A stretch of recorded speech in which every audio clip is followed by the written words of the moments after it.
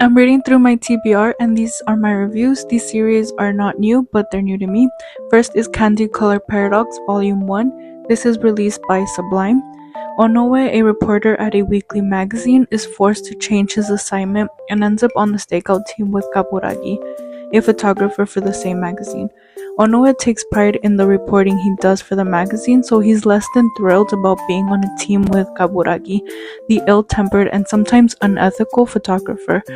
When Onoe first starts working with Kaburagi, he is a bit condescending and thinks that his work as a writer is more important than the celebrity stories that Kaburagi tends to cover. As Onoe follows Kaburagi, he starts to realize just how hard he works, and his annoyance starts to shift into something else. Overall, I give this series a 4 out of 5. I enjoyed the art and the pacing of this series. Next is The Dragon's Betrothed Volume 1, also released by SuBLime. In this series, we have Chiharu, a writer who reluctantly returns to his hometown, and Rin, a dragon of legend. When Chiharu was young, his grandmother told him the legend of a dragon. A drought had hit their small town, and a farmer joked to a snake that if the snake could make it rain, he would promise his daughter's hand in marriage. That snake transformed into a dragon and made it rain, so the dragon later returned to take his betrothed. When Chiharu returned home, he thought about the tale his grandmother had told him, but he couldn't remember how it ended. Little did he know his grandmother had actually promised his hand in marriage to that same dragon from legend.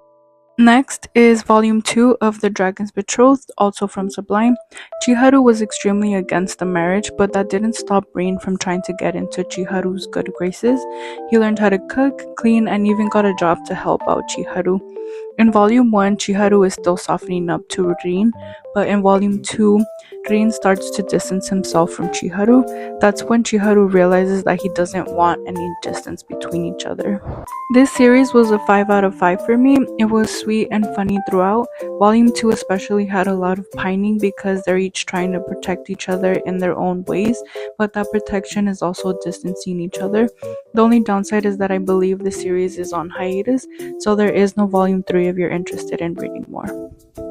Next is I'm Looking for Serious Love. This is published by Tokyo Pop. Born and raised in the countryside, Kohei decides to move to Tokyo for college. He immediately clashes with his next door neighbor Takara, an outgoing playboy. This series was just okay for me. Normally I like reading the tension between two characters, but I felt that the romance in this series was a little too hot and cold for my liking. One moment Kohei hates Takara, then he likes him, then he hates him again. It was a little annoying to read. Also, trigger warning, this series does have a depiction of non-consensual sex. One of the characters tries to force himself on another character, so if you're sensitive to that, I wouldn't recommend this series. Thank you for watching. Bye.